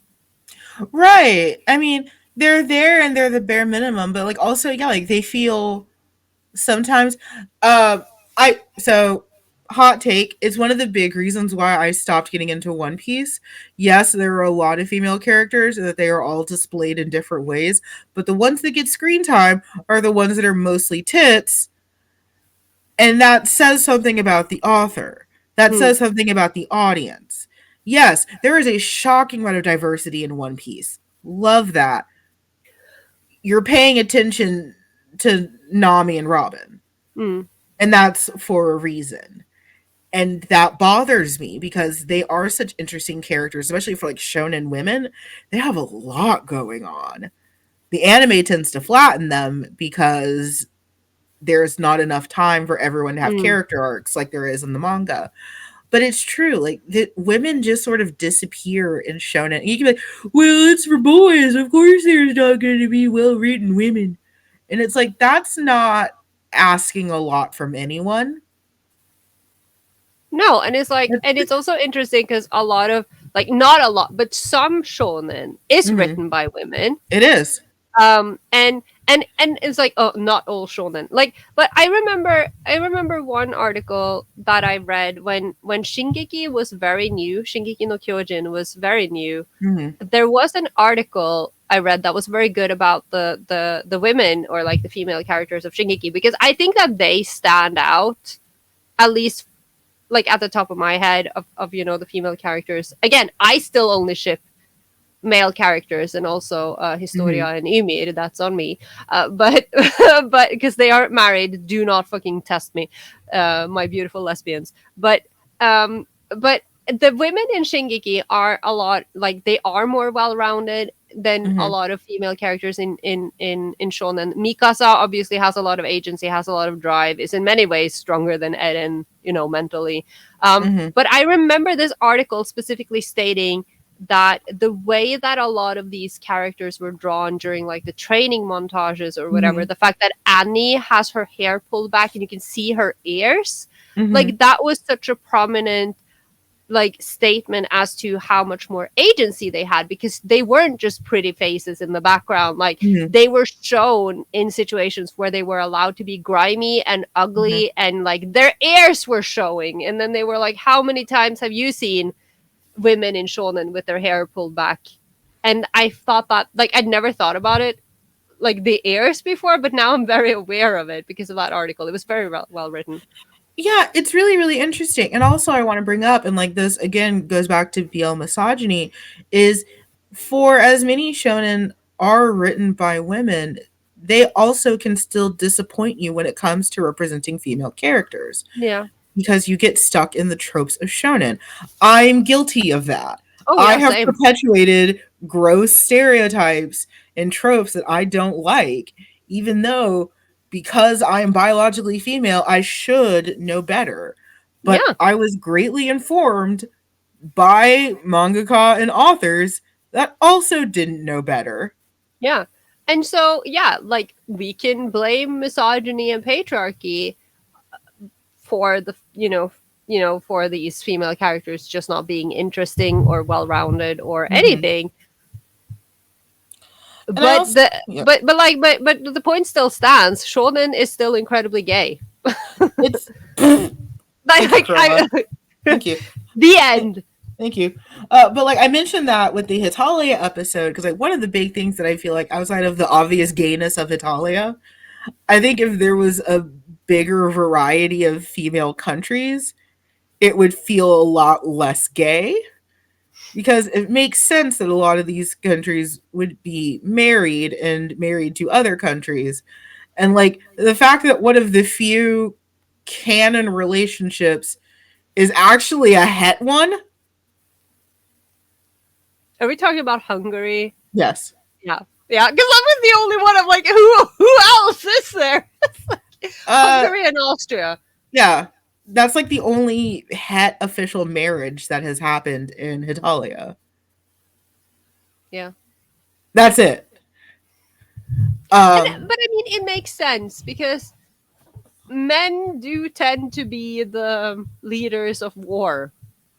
I mean, it makes sense, but I also, I mean, not just because of the lack of women, but and I know Hitalia isn't shonen, but it was the portrayal of women, so that feeds us back into like most of the women in Hitalia were extra batshit crazy. Hmm. Just, Yeah, just a just fact. Uh, but yeah, there being a distinct lack of women makes it really, really easy to sort of not, I don't want to say project queerness onto, but when that option for comp het isn't there. Yeah. And it's like, it's just, you have this whole, like I said, like there's just this slather of things, like elements Mm-hmm. that go into this. And then on top of that, there are very few women and they aren't very prominent and they don't Mm-hmm. bond with the male protagonist in the same way that the Mm-hmm. other male protagonist is doing. And then you expect me to believe that he marries her in the end We're not going to when talk about Naruto. no, but not just Naruto, but like Yeah. in a lot of these cases, it's kind of like, the formula is, oh, here's how it goes. Like they start out as children, you follow this Mm-hmm. guy, there's this girl he likes or whatever, there's a girl, and you kind of know that he's supposed to end up with her unless he Mm-hmm. dies. And then, which, sometimes does happen in Shonen. And then, there's a time skip and they're married at the end. And then sometimes that will lead to some sort of sequel that no one Mm-hmm. asked for. Not again, not necessarily just talking about Naruto here, but like it happens. Like it's a formula. Well, and I know for me, one of the big reasons why that often ends up so disappointing is that it's all of these characters going on these growth arcs, learning about each other, learning about themselves, but the solution is still to regress back to Mm, be with this person that you've learned is more complex and different in ways that you could not previously imagine. mm-hmm. Like that's why it often bothers me because like I get accused now of like, oh, you just don't like any straight ships. No, I do. But oftentimes the moral is basically settle or die alone. Yeah.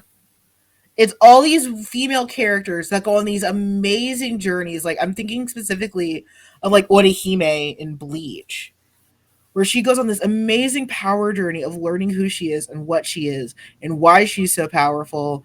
And then it's like, I would like to be small housewife. Mm, Ma'am, you could be God. yeah. And like, I get that that's not everyone's path in life, but it felt a little hollow that it's like, okay, cool. We're just not going to talk about this phase of your existence at all. No, no. Um, but yeah, like, there's definitely a lack of women that adds to it. I think it's important now to bring up, is queering shonen queer bait and on whose side? Um, yes, and on both. Okay. Explain.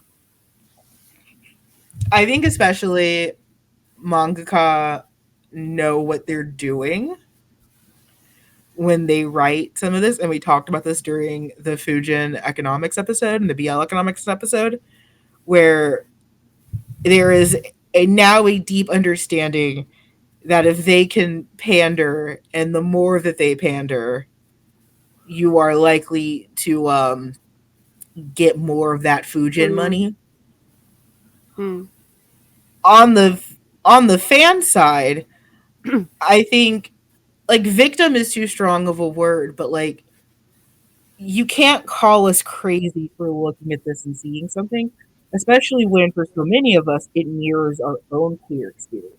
Like mm-hmm. I had like very typical queer experiences where it's like, oh no, I just really admire this person. Oh, I just really think that they're cool and that I can learn from them and that they're just older and they're neat and blah blah blah. And it's like, no, you have gay feelings. You have gay Mm-hmm. feelings. Okay, that's normal, but like you don't just admire this person. You don't just look up to Mm-hmm. this person. Like you have a gay about it. Yeah. Yeah. So so I think it's both. Like it's Mm-hmm. I see how we, especially looking to make representation of our own experiences, can look at this stuff and feel like, oh yeah, sometimes me and one of my friends have hugged a little too long. Mm. But then also I understand that on the economic side, it pays to pander to Fujin. I mean, Yeah.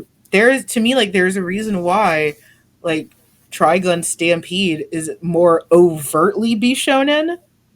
Mm. It's for those Fujin like Knives in the '98 anime looks like a fucking slug. He's a weird lanky creature, and I love him. I didn't need any other reasons to love him, but like There was definitely a choice made making both of them hot bishonens. Hmm. That was a choice. Yeah, it was a good choice. No, I no. don't think I don't think the choice was bad. I think some of the character direction was. I still haven't seen it. I have to make time for it. Time. Patreon Screams. episode. We watched Stampede. Oh yeah, maybe that would be. Yeah, no, I think you have a lot of good points because like I want to say like inherently I want to say no because Mm-hmm. again, unlike a lot of other content that we talk about where it's like Mm-hmm. is it queer baiting, like shonen, again, I am incapable of looking at shonen without seeing gay. I don't know how. Mm-hmm. Like I think I mentioned this before. There is an issue of I think it's Shonen Jump, like way back Mm-hmm. um, when it's like in the early days of JoJo, and Mm-hmm. there is like on the front cover of this magazine is JoJo and Dio, Mm-hmm. and the way that they are drawn, like it literally looks like the cover of a BL magazine. Mm-hmm. But it's literally just, and I know JoJo is like super like out there, but the first JoJo, the first one Mm-hmm. wasn't as you know gaudy as a lot of the later JoJos, but that Right. cover is giving, like it's giving June magazine. That's what it's giving me. Like it just is so queer coded to me. But it's like, but I don't think like you don't typically go into shonen expecting your ship to be canon, Mm-hmm. regardless of how obvious it is that these two men are obsessed with each other and in love with each other. Mm-hmm. From the authorial intent, I think is not queer baiting. Yeah, I can agree with that. Like, I'm being a little myopic when I say like, oh, like Kishimoto, Kubo, and all the other mangaka are like in a dark room, just saying how do we ruin the lives of these gays? Like, Yeah. I don't think there's some kind of For a lot of those chapters, I think they weren't thinking at all, to be honest. exactly. Like, Love I you. don't like I truly I don't think that there was an evil consortium where like they all got together like the fucking Legion of Doom. Like, listen, these men have enough just trying to meet their deadlines, okay? They Yeah, don't have time to be conspiring against you. That's not what they're doing. no. Even though I do think at least a couple of times they have. Like they've all gotten together like at a coffee shop or at a cafe. They do have that annual like Christmas party or Yeah. whatever. I do feel like it's happened at least once, but not regularly enough.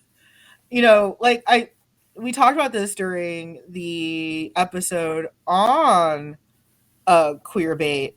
Like I'll beat this horse because it is not dead to me. Destiel is like that's my horse. Hmm, It's enjoy undead. it. It's Your horse, undead. let the horse live, like not live. Let the horse rest in peace. No, that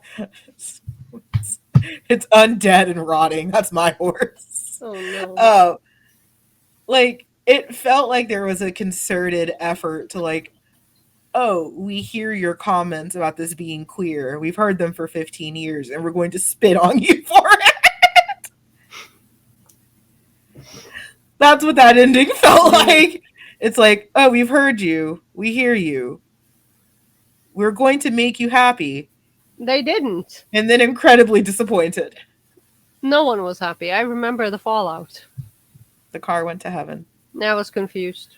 Uh, but wait, and we talked about this at the start of the episode. Can't men express emotions? Yes. Oh yeah. This is not the toxic masculinity shelf. I encourage men to show emotions. But Yes. some of these emotions that they're showing in these stories. Are a little personal. Yeah.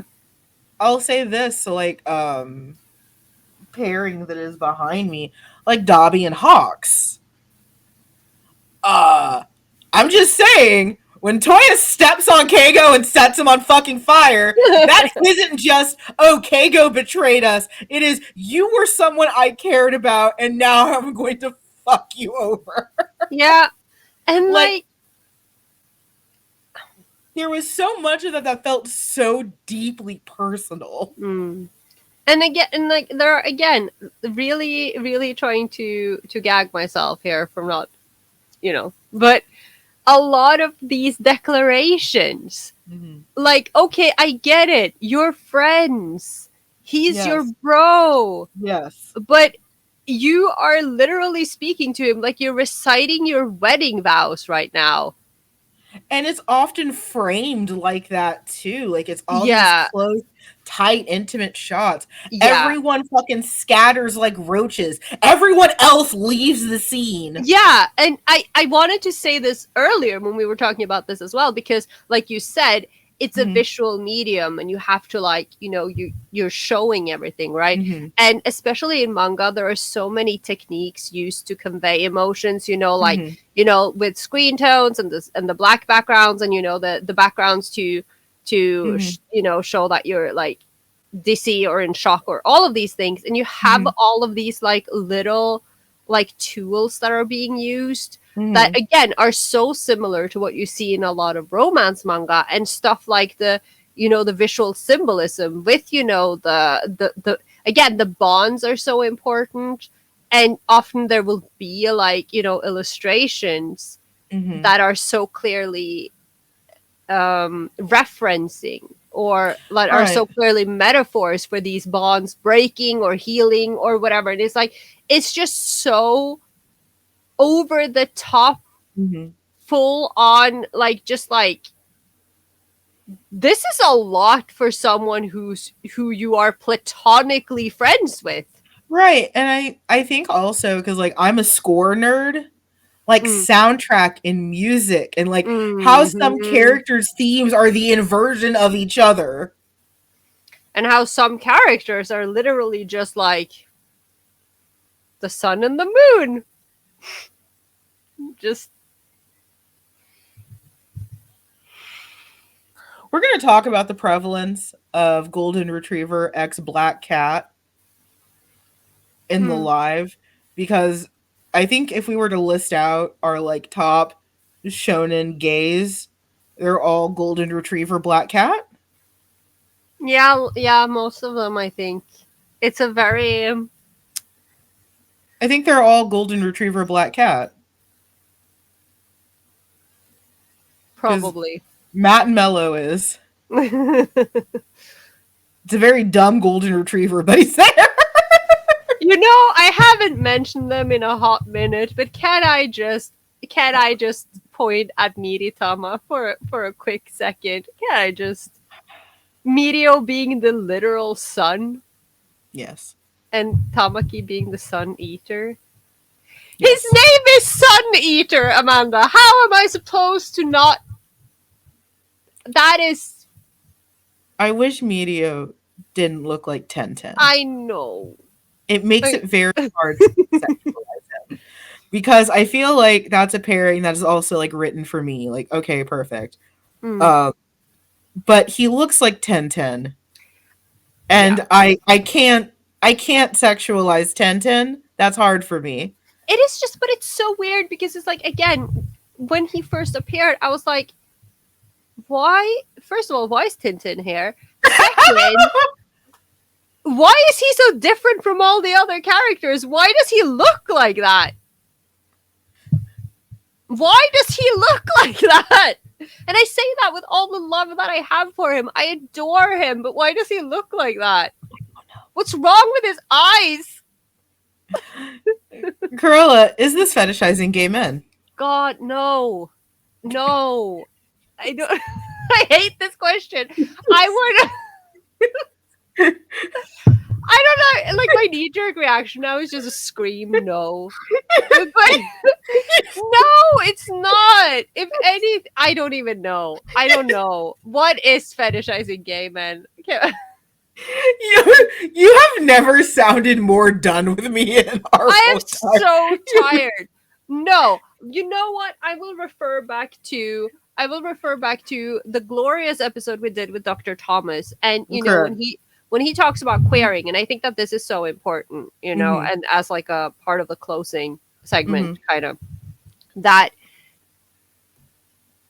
a show or like a piece of media Mhm. doesn't have can doesn't have to be queer intentionally, Mhm. but queering is what happens when the fans get our hands on it. Like, Yes. it's fan spaces are transformative spaces. Mhm. We are taking it and making it ours, and by interpreting and playing around and subverting or whatever, we are Mhm. making it queer. This is why we're talking about Mhm. queering shonen. Again, I don't Yeah. think we need to queer the shonen, because the shonen Is is queer enough. queer. It's queer on its own, Yeah. and And then we get it into our hands, and it just. yeah.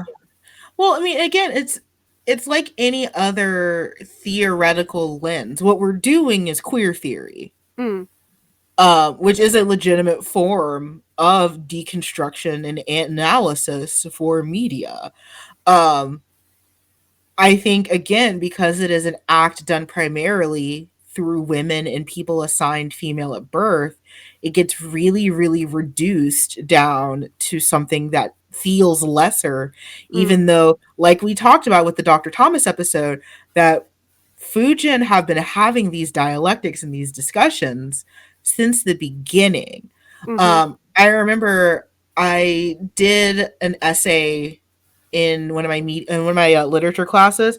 I did a feminist theory paper, and my professor just wrote, "This is a good paper, but I don't like feminist theory." huh, that's okay. Yeah, so it didn't matter what I thought, that it was how well researched it was, what I did. Feminist theory to her, that Mm, female professor, was not an honorable enough pursuit. I should have mm. used Russian formalism. I should have used uh don't you scoff at Russian formalism. I should have used Derrida's deconstruction. I should have used Jungian analysis. I should have used anything else but feminist and queer theory. Mm, And so much of that, I think, is at the heart of why these conversations end up coming back, and they can often be so fraught. Is mhm, that to us within this media circle, we're doing what any scholar does. We are scholars of these works.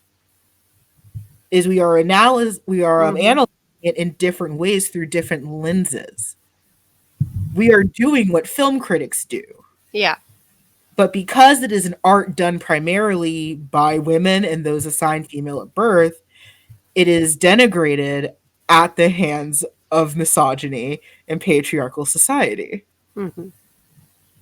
Mic drop. Like that's Yeah, no, it's true. And it's like I want to, you know, like I want to jump on that. And like I read a paper actually strax snart. I'm sorry. I'm being. Nej, det går bra. Ge mig en halvtimme. Yeah, I'm sorry. it's okay. Um no, like that was my grandma, if anyone's wondering. If the weird Norwegian is being retained in the episode. That was just me. Does your grandma know about me? I mean, yeah. What do you tell her? Huh? What do you tell her? I mean, I thought we make a podcast and we talk about gay stuff and that you're in Texas and then she feels sorry for you.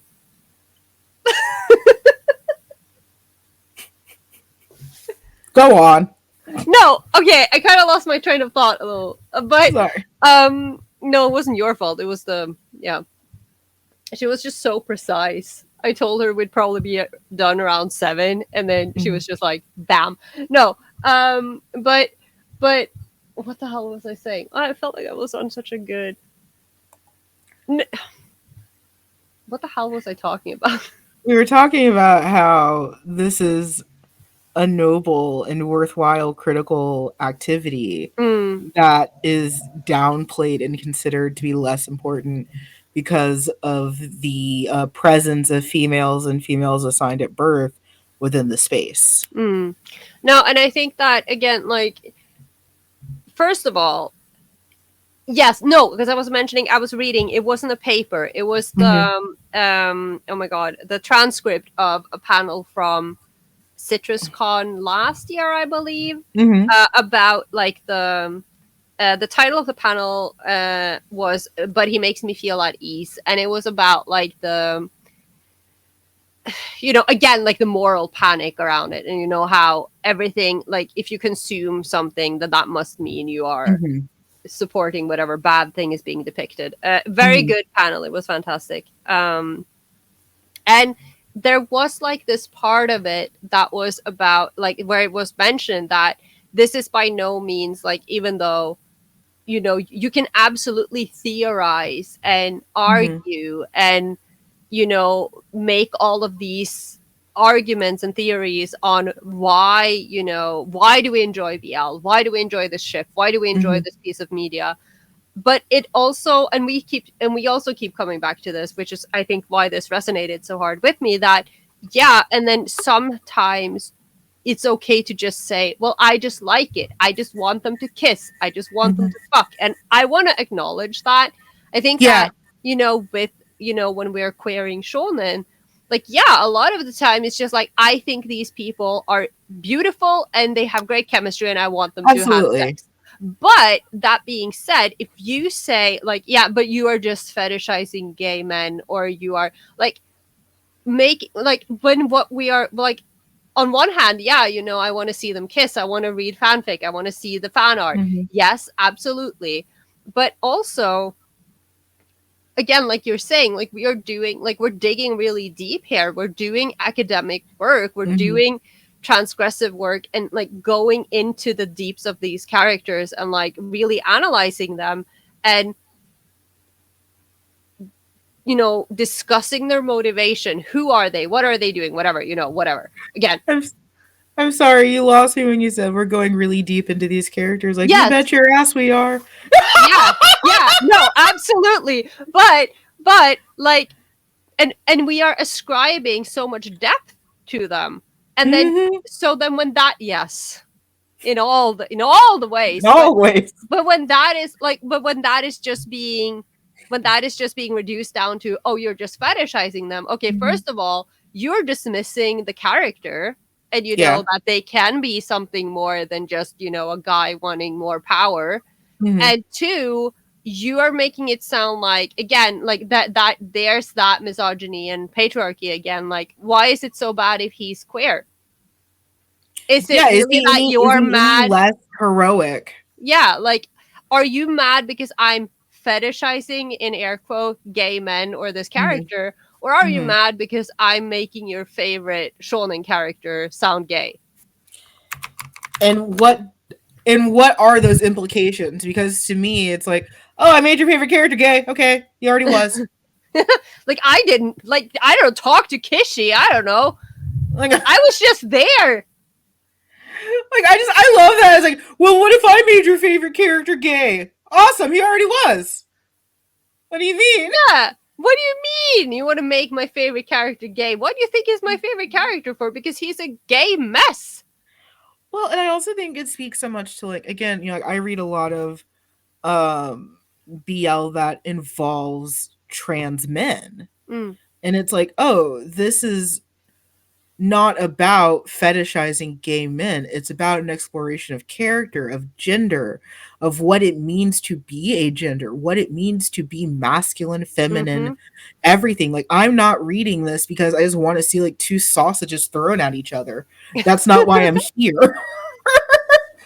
I'm here to have these conversations about gender and sex and sexuality. Now, again, I am not always a scholar. Sometimes I want to see someone impale themselves on something unnatural. Yeah. And there's nothing wrong with that. Again, there Fictional. are there are two wolves inside of you. Yeah. One of They them is a can scholar. coexist. Yeah. One of them is a scholar, the other one's a fucking degenerate. Yeah. Both are valid. Both are valid. Like, yeah. Both are so valid. And if you don't like it, then don't engage with it. I don't know. Yeah, absolutely. Like I think that's the important thing is that it's okay if you don't like it, like I feel like we talk about this every episode. Like, hey, if you find a fic that you don't like, you can leave. This is Yeah. not an airplane. You don't have to announce your departure. Or again, like, I mean, obviously, I am a connoisseur of certain shonen media and its fan works, and I absolutely have blacklisted certain terms related to it, certain Hmm. straight ships that I don't want to see because I don't think they're valid. And it's like, I don't want to engage with them, so I just filter them out of my feed. Hmm. You too No, can do that. you you too can have options. Well, Uh, yeah, I think we've barely scratched the surface. truly. I But didn't we even have, get to read any academics on this. but we do have a whole ass live stream. Yeah, we do. And the conversation is always going on in Discord and in the comments. So leave your thoughts below. We want to hear what you think about this topic.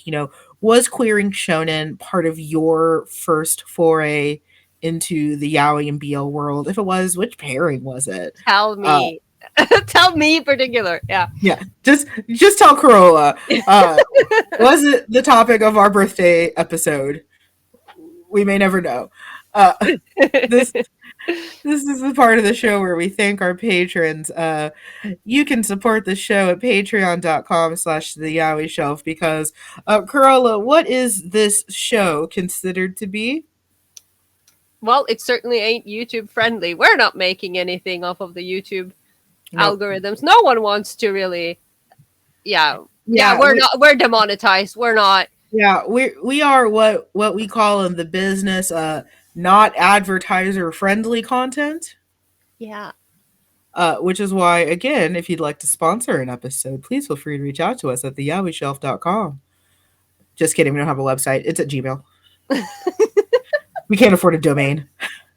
Honestly, just yeah. You'll find us. We're on social media. Drop us a DM or send us Drop an us a email. DM. One of us will answer.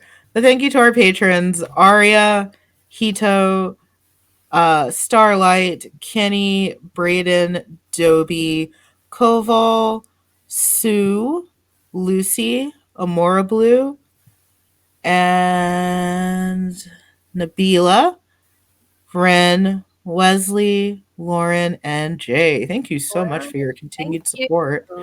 We appreciate you so much. If you'd like to join them in their esteemed halls, you may do so at patreon.com/slash the Yaoi Shelf. Again, that is patreon.com/slash the Yaoi Shelf. Where you will get bonus content. Sometimes we Mm-hmm. play games, and we are absolutely so unhinged on Patreon. I think on Patreon, are we supposed to talk about like our top 5 like shonen ships or something like that? I think we're supposed to play like a game. We're gonna talk a little bit about gay shonen, and then we're gonna play Yeah. a little quotation game. Oh, we are going to play a quote game. I remember. Okay, we have to gather quotes. Yeah, I'm concerned. This was my idea. I was very excited until I realized I have to actually. Do homework. Yeah. Uh, your interaction helps us out a ton. Drop us a review on Spotify or wherever you listen to podcasts. Comment on this here YouTube video if that is where you are viewing, or just leave a comment on Instagram or on Blue Sky. We are still technically on Twitter. Neither of us are happy about this arrangement. It is what it is. Yeah. I mean, again, I was there first. I Elon, was also fuck there off. first. I am not leaving. We're yes. Uh, you can find us all over the social internet. Carola, next month is June. I can't believe that. I don't understand. Please do not talk to me. It's snowing here. It feels unreal. Okay, I can't. I don't accept this. But do you want to tell the listeners at home what we have in store for them this June? Yes. I'm going to read the beautiful text in the outline. Thought it was nice. It was Thank written you. not by me. Okay. So what the hell, June? Okay. Next month, in honor of Pride Month and some absolutely not related CitrusCon stuff, Mm-hmm. we are going back to our roots, and we are going to be talking about the women who created BL and the women who create BL. Yeah, I think this is Again, not at all related to something that we're doing for CitrusCon. Don't worry about it. Hmm. Don't worry about it. It's okay. We're fine. I mean, It's not. and like, just throwing it out there because we support them anyway. It's like Mhm. not confirming or denying anything, but get your free tickets to CitrusCon. Yeah, Yeah. if you like seeing us a lot, might be beneficial to also get your tickets for CitrusCon because we're gonna be there I mean, uh, I'd be there. regardless. But now I'm making you work. Yeah. We actually, I was just speaking to someone in Patreon who was like, "Oh, I've been listening to your show since like last CitrusCon," and I was like, "Hey." Oh. Because we are truly the most unhinged versions of ourselves. And it's like, you heard me talk about simping for Shao Tucker, and you were like, these are voices I trust. Yeah. And I love you all for that. But I'm excited to talk about the women who created BL, really get into some history. I know Carola's been itching to do that for a while because I feel like we've made play at talking about the history of BL and we've made some progress. But I think, especially as we have more and more conversations about, like, oh, well, BL is problematic because, it's not authentically written by gay men and blah, blah, blah. I think it's just important to go back to our roots Mm-hmm. and discuss this stuff. And then, of course, as we mentioned, it is in no way related to stuff we're cooking up for CitrusCon. Don't worry about it. Thanks. Uh, I had a great time recording with you, Carola. Yeah, me too. I'm glad you're alive. I'm gonna go take a nap now. Yeah, please get some rest and rest your lungs. I will. Uh, I can't wait to see you guys in the next episode and in the live. Yeah, we'll be live towards the end of the month. I believe Correct. it's, I don't even know. What are 25th. dates? Yeah. Thank you so much for being here. We'll see you in Thank the next you. one. Bye. Bye.